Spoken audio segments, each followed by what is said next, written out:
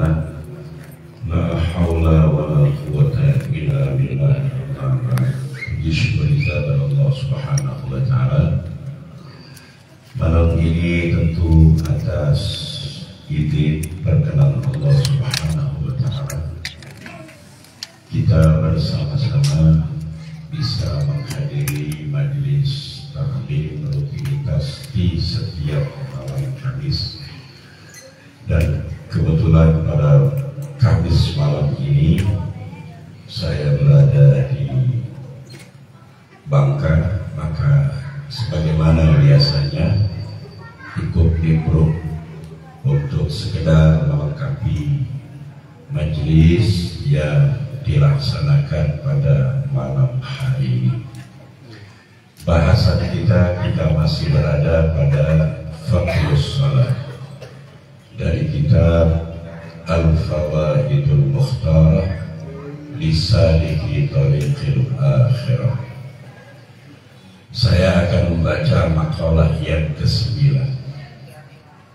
Di sini disebutkan ruwiyah annahu sallallahu alaihi wasallam kana idza asaba ahla baitihi diqun atau dayyqun amarahum bis salati wa tala hadhihi al-ayah wa'mur ahlaka bis salati wastabir 'alaiha la nas'aluka rizqan nahnu narzuquka wal 'aqibatu littaqwa. Diceritakan Nabi kita Muhammad sallallahu alaihi wasallam ketika ada kesempitan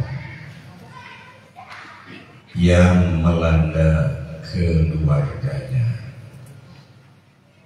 maka beliau menyuruh mereka mengerjakan sholat. Apabila ada kesempitan dalam kehidupan keluarganya, solusi yang diberikan oleh Nabi kita Muhammad SAW kepada mereka adalah mengerjakan sholat. Artinya sholat itu bisa mendatangkan kelapangan, bisa membuat insyirahus sadr, lapangnya dada kita. Karena yang namanya daikot, ya, kesempitan itu adalah rasa. Ketika rasa itu tiada, maka tentu kesempitan juga tidak dirasakan. Padahal kita tahu bersama bahwa Ahlul Bait, keluarga Nabi besar kita Muhammad sallallahu alaihi wasallam, tidak ada yang dalam kehidupan di dunianya dari sisi finansialnya itu lapang atau banyak duitnya. Apalagi keluarga As-Sayyidah Fatimah, istri daripada Imam Ali karamallahu wajhah.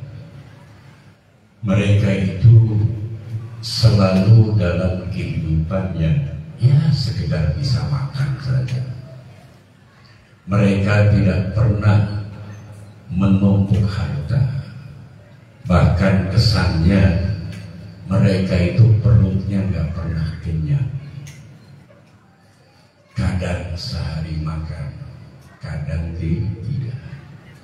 Kadang mau makan, datang fakir miskin, datang anak yatim, datang orang-orang yang lontang-lantung belum makan.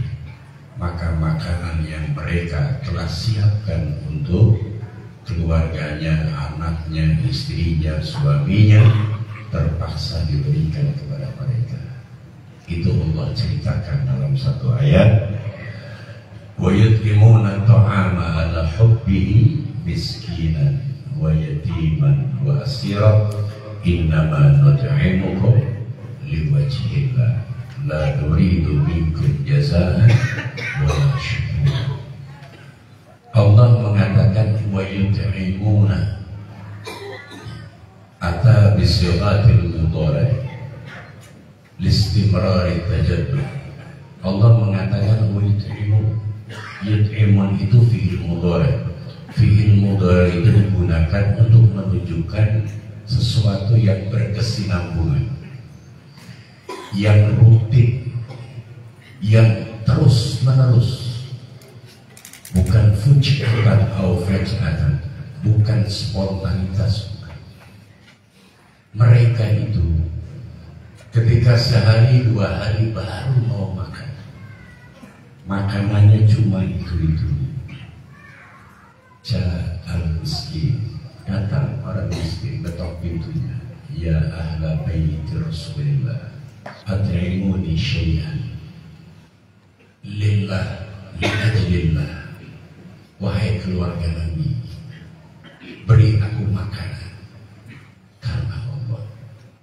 Maka makanan yang mau dimakan itu diberikan sama mereka. Resikonya, akibatnya dia tidak makan. Allah mengatakan wa yut'imuna ta'am ala hubbi, ay ala ihtiyaji ila dzalika ta'am. Mereka butuh makanan itu, tapi mereka kemudian kasihkan sama yang dan memberikannya. Allah menceritakan suasana hati mereka, innama nut'imukum liwajhillah. Kami beri makan kalian itu karena la nuridu minkum jazaan wala syukur.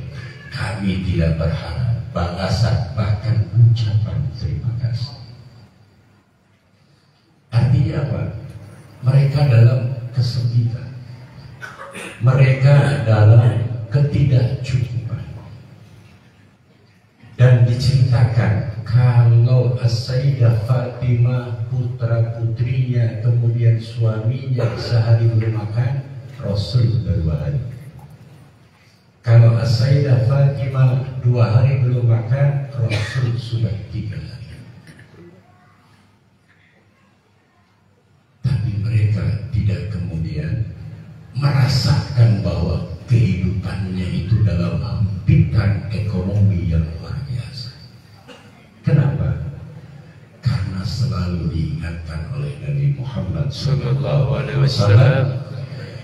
Nabi ketika mulai merasa melihat putrinya, keluarga yang lain dalam kesempitan, amarahum bis-shalah.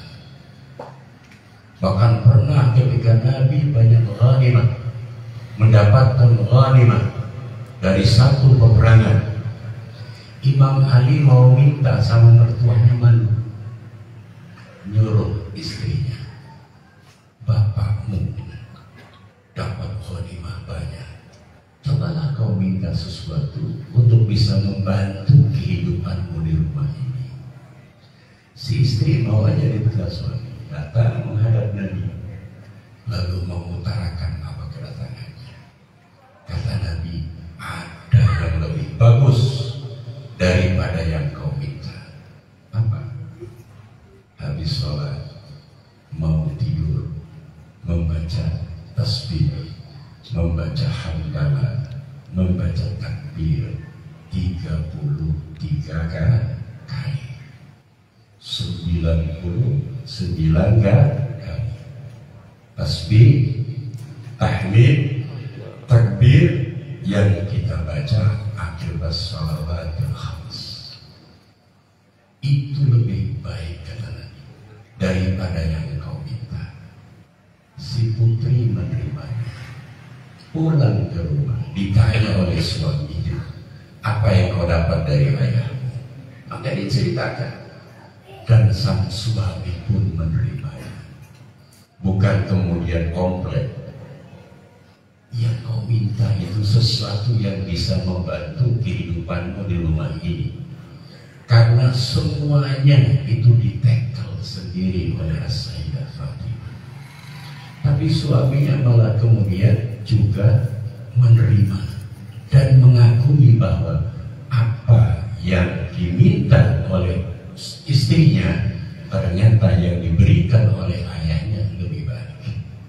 Kau datang ke ayahmu li'ajli dunia, tapi kau pulang dari sisinya membawa akhirat. Wal akhiratu khairul laka minal. Di era kita sekarang ini para ikhwan, banyak hal yang kemudian mengganggu situasi dan kondisi kejiwaan pikiran kita. Kadang atau bahkan kita ini tidak dalam kesempitan yang luar biasa. Insya Allah yang hadir pada malam hari ini tidak akan merasakan kesusahan untuk mendapatkan beras 1-2 kilo untuk makan tiap hari. Tapi masih ada saja yang kemudian merasa bahwa betapa era kita sekarang ini, apalagi pandemi belum berakhir, disusul dengan naiknya barang-barang komoditi karena naiknya minyak. Dan kalau minyak naik, ongkos juga naik. Barang yang diangkut, beras, sayur, ikan juga ikut naik. Karena tadi mobilnya pakai minyak, minyaknya naik. Kan jelas susah kan? Fi doikin, dalam apa? Kesempitan. Apalagi kemudian daya beli juga menurun. Pedagang saja untungnya menipis. Banyak yang kemudian malah bangkrut. Salah satu solusi yang diberikan oleh Nabi, yang juga diperintahkan kepada keluarganya, adalah iqamatus shalah, mendirikan sholat. Bahkan Nabi kita Muhammad sallallahu alaihi wasallam ketika berhadapan dengan sesuatu yang urgent, yang penting dalam kehidupannya, yang beliau lakukan adalah mendirikan sholat. Oleh karena itu sholat bagian daripada solusi kehidupan kita, makhraj, jalan keluar dari setiap kebuntuan, dari setiap kesempitan yang dirasakan oleh kita. Dalam hal apapun, ketika ada rasa sempit, maka dirikanlah sholat. Dan Nabi ketika memerintahkan mereka untuk mengerjakan sholat, selalu diiringi dengan membacakan ayat wa'mur ahlaka bis-sholati wastabir alaiha, dan perintahkanlah kepada keluargamu untuk mendirikan sholat, dan bersabarlah saat sholat. Saat memerintahkan sholat itu harus dengan kesabaran. Sholat kita jangan terbopok-bopok, jangan terburu-buru. Karena sholat, Nabi mengatakan innamal musalli munajib rabbah. Orang yang sedang melaksanakan sholat itu sedang berbicara, sedang bermunajat, sedang berkomunikasi dengan Tuhannya. Masa kita komunikasi dengan Allah dengan buru-buru? Yang tumaknina, yang tenang, kemudian fokus. Lalu Allah mengatakan la nas'aluka rizqa, kami tidak akan bertanya kepadamu tentang rezeki. Nahnu narzuquka, kamilah yang akan memberikanmu rezeki. Oleh sebab itu jangan alasan rezeki, alasan pekerjaan, alasan kesibukan, kemudian sholat ditinggalkan kembali. Tapi sebaliknya, tinggalkan kesibukan, tinggalkan pekerjaan, tinggalkan semua aktivitas apapun itu untuk kita mengerjakan sholat. Karena Allah mengatakan la nas'aluka rizqan nahnu narzuquka. Kami yang akan memberikan rezeki. Oleh sebab itu endingnya adalah wal aqibatu littaqwa. Ending yang bagus atau happy ending, akhir yang membahagiakan itu hanyalah milik orang-orang yang bertakwa kepada Allah Subhanahu wa Ta'ala. Karena fenomena yang tampak sekarang ini, orang ketika makin susah kehidupannya, itu larinya bukan ke masjid, larinya bukan kemudian ke hadapan Allah Subhanahu wa Ta'ala, tapi banyak ngumpul di kopi tiap, ya, di kedai kopi, ya, masjidnya kosong. Iktikaf sekarang ini syai'un gharib, sesuatu yang asing, sesuatu yang baru. Apalagi banyak masjid yang kemudian karena banyak asetnya habis isya dikunci, kakek bukanya nanti jam 4 halo, ya. Karena banyak aset, sehingga orang Islam, jangankan yang daerah lain, yang satu kampung saja dengan masjid itu jarang yang malam-malam iktikaf di masjid, jarang yang kemudian nangis, ya, mengucurkan air mata, curhat kepada Tuhannya. Ya, karena tadi sudah tempatnya tidak tersedia, apalagi kemudian orangnya juga tidak terpikirkan. Ya, ini kemudian sunnah-sunnah Nabi menjadi tergerus oleh kondisi. Oleh karenanya, ya mau nggak mau harus datang dari diri kita. Bagaimana caranya agar boleh-boleh saja sesekali ngopi di kedai kopi, di kopi tiang ibaratnya, tetapi jangan lupa bawa setiap persoalan kita ke hadapan Allah Subhanahu wa Ta'ala melalui sholat. Kalau sholat fardu nggak bisa dikurangi, nggak bisa ditambahi, tapi sholat sunnah semampu yang ada bisa, tak terbatas. Mau 100 rakaat bisa, 200 bisa, 1000 juga bisa. Bagaimana kemampuan kita? Ini sholat. Jadi sholat di mata Nabi kita Muhammad SAW adalah makhraj, solusi, jalan keluar, terutama dari kegundahan hati, dari kegalauan jiwa, pikiran. Yang kadang yang namanya pikiran galau, jiwa galau itu bukan hanya faktor ekonomi saja. Ada orang yang ekonominya luar biasa. Dulu pendiri Hyundai itu, ya, kayaknya bukan main. Tapi kenapa dia terjun dari apartemen, ya, 40 lantai 40 terjun bebas, duitnya banyak, produk-produknya menguasai dunia. Ya. Anda kalau dari Saudi itu bus-bus Hyundai semua, kendaraan Hyundai semua. Tapi yang punya malah bunuh diri. Artinya apa? Kekacauan pikiran, ya, kegelisahan hati bukan disebabkan oleh faktor ekonomi saja, tapi justru faktor yang paling utama adalah yang disebut oleh Allah Subhanahu wa Ta'ala dalam surah Al-Insyirah. Alam nashrah laka sadrak wa wada'na anka wizrak alladhi anqadha dhahrak.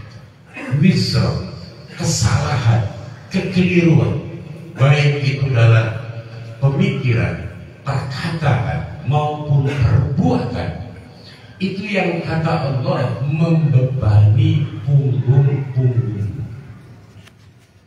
Duitnya banyak, perusahaannya juga banyak, tapi kalau dosanya banyak, mereka selalu dihantui oleh kesalahan dan kesalahan. Oleh karena itu salah satu daripada mesin yang otomatis menghapus kesalahan kita, salah satunya adalah iqamatus shalah. Orang kalau sholat pahalanya tetap, dosanya dihapus oleh Allah. Itu secara otomatis. Bila taubah, biduni taubah. Anda sholat, pahalanya tetap dapat. Kemudian kesalahannya juga terhapus. Kalau Anda sering, ya terhapus. Ya. Kalau Anda ibaratnya sehari semalam 100 rakaat dari nawafil dan sunnah-sunnah yang lain, maka dalam 100 rakaat itu lebih dari 100 sayyiat Allah hapus dengan sendiri dan tidak mengurangi pahalanya. Oleh karenanya banyak di antara ulama-ulama kita dulu, mereka sholat sunnahnya luar biasa. Anda kalau baca autobiografi Rabi'atul Adawiyah Al-Baghdadiyah, itu tidak kurang 1000 rakaat fil yaum wal lail. Sholat sunnahnya, seorang wanita punya suami, punya istri, punya anak, tapi sholatnya tidak kurang 1000 rakaat. Sholat sunnah. Coba ente tanya sama istri saya deh, berapa rakaat? Ya, istri kita sholat sunnah. Ketika ditanya oleh Bishr Al-Hafi, buat apa ente banyak-banyak sholat sunnah seperti itu? Jawabannya simpel, liyafrah bihan Nabi, agar Nabi bahagia melihat umatnya yang lemah tapi mampu mendirikan sholat sunnah 1000 rakaat. Liyafrah bihan Nabi. Karena orang ketika sudah membahagiakan Nabi, selesai urusannya. Kalau Nabi merasa bahagia sebab amal kita, maka betapa beruntungnya kita. Karena kebahagiaan Nabi adalah juga kebahagiaan Allah Subhanahu wa Ta'ala. Apa yang disukai oleh Nabi adalah juga yang disukai oleh Allah Subhanahu wa Ta'ala. Bahkan Allah selalu berbuat apa yang disukai oleh Nabi. Itu jawaban yang pernah Allah berikan kepada Nabi Musa saat Nabi Musa bertanya, mal farqu bainal kalim wal habib? Ana kalimu wa Muhammadun habibu, mal farqu bainal kalim wal habib? Kata Nabi Musa, ya Tuhan, aku ini orang yang diajak bicara langsung olehmu, sehingga gelarnya kalimullah. Sedangkan Muhammad itu adalah Habibullah, gelarnya kekasih Allah, Habibullah. Kata Nabi Musa, mal farqu, apa perbedaannya antara aku dengan Muhammad, antara kalimul dan Habib? Allah menjawab simpel, al-kalim ya'malu biridha maula. Kamu ya Musa harus berbuat sesuai dengan keriduanku, harus beraktivitas yang mendatangkan keriduanku. Wal habib ya'malu maulahu biridha. Sedangkan Muhammad, Tuhannya selalu berbuat sesuatu yang dia sukai. Maka Allah katakan, wala sawfa yu'tika rabbuka fatarda. Tidak ada nabi yang seperti itu, tidak ada rasul yang seperti itu selain daripada Nabi kita Muhammad sallallahu alaihi wasallam. Oleh karenanya solusi yang Rasul tawarkan, makhraj yang beliau berikan untuk kita, itu pasti mujarab, pasti paten itu, untuk bisa kemudian menghilangkan segala kesumpekan, kegalauan, kesempitan yang kita rasakan di era kita sekarang ini.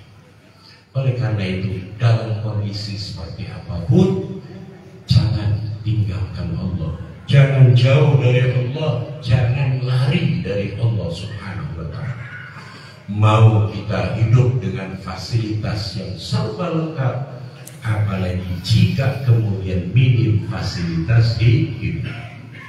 Hidup kita hanya untuk Allah, bukan untuk dunia, bukan untuk jabatan, bukan untuk karir, bukan untuk opini seputar masyarakat, juga bukan. Hidup kita sesuai dengan ikrar kita. Inna salati wa nusuki wa mahyaya wa mamati lillahi rabbil alamin. Ini yang berlaku para ikhwan, terutama di kalangan ahlul bait. Satu lagi, makalah yang ke-10, an Anas radhiyallahu anhu, kana Nabi sallallahu alaihi wasallam yamurru ala babi Fatimah radhiyallahu anhu idza kharaja li salatil fajr wa yaqul as-salata ya ahlal bait innama yuridullah liyudhhiba 'ankum rizza ahlal bait wa yutahhirakum tathira. Nabi diceritakan di sini kalau melewati pintu As-Sayyidah Fatimah, karena kebetulan berdekatan di Madinah untuk salat subuh, selalu kemudian dari luar mengatakan as-salah ya ahlal bait. Dibangunkan putrinya, dibangunkan menantunya, dibangunkan cucunya. As-salah ya ahlal bait. Tidak kemudian dibiarkan begitu saja, ya. Seraya beliau mengatakan, menyitir ayat innama yuridullahu liyudhiba 'ankum rizza ahlal baiti wa yutahhirakum tathira. Ayat ini luar biasa, dan ayat ini harus benar-benar disyukuri oleh ahlul bait. Allah mengatakan di sini yang dikehendaki oleh Allah hanyalah menjauhkan kekafiran darimu ya ahlul bait, mensucikan diri kalian dengan sesuci-suci. Ketika ayat ini turun, belum ada ilmu nahwu, belum ada. Setelah kemudian muncul ilmu nahwu, baru kemudian ada persoalan. Allah mengatakan liyudhiba 'ankum. Mengapa tidak liyudhiba minkum?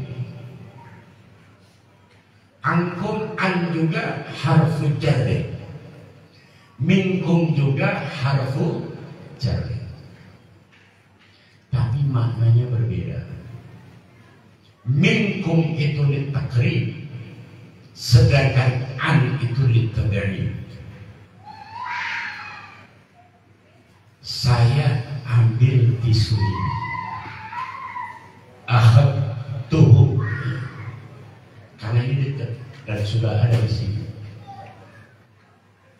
Gak bisa akhadtu anhu ibaratnya, ya, gak bisa. Akhadtu minhu itu, aku mengambil. Akhadtu minhu, gak boleh. Akhadtu anhu itu gak boleh, karena kalau an ini gak ada.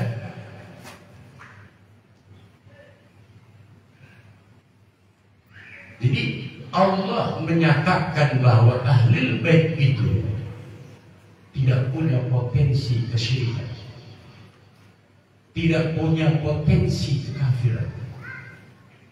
Kalau seumpama Anda membaca di mass media ada pendeta asegaf seumpama, ya, itu pasti asegaf palsu atau asegaf biologis. Nah, asegaf biologis itu ya memang apa, dia lahir tapi tanpa melalui pernikahan, hanya dari sisi biologisnya saja. Kalau dia benar-benar dari asegaf, mustahil. Ayat ini tidak akan menggunakan angkut. Kalau minkum mungkin. Ini perbedaan ketika ilmu nahwunya kemudian mau innama udah pakai adatul hasr, Innama yuridullah liyudhiba ankum. Yang dikehendaki oleh Allah, Allah menjauhkan, bukan mendekatkan. Menjauhkan ahlul bait dari ar-rijsa. Ar-rijsa di sini adalah kekufuran, menyekutukan. Tidak ada benih, tidak ada bahan atau sesuatu yang gejala ya, dari ahli bait kekafiran tidak ada. Apalagi kemudian wa yutahhiruhu tathira. Tapi walaupun demikian, Nabi masih kemudian menyuruh, dan bukan cuma sekali, setiap subuh, karena sholat yang paling susah kan subuh. Setiap subuh pintunya As-Sayyidah Fatimah diketok, as-salah ya ahlul bait, as-salah. Kemudian kita kalau punya mantu, anak kita perempuan, nggak usah kemudian seger, ketok. Kalau masih sekamar dengan kita, dia subuh belum bangun, ketok, woi mantu bangun, sholat subuh. Betapa ayo nggak betah minggat gitu loh, ya? Daripada nggak sholat. Karena apa? Itu tuntunan, itu yang dicontohkan oleh Nabi kita Muhammad. Apalagi yang bukan ahli bait harus juga begitu. Tidak bisa kita berkompromi dengan orang yang tarikus sholat, nggak bisa. Kata Imamul Haddad, tarikus sholat syaitanun.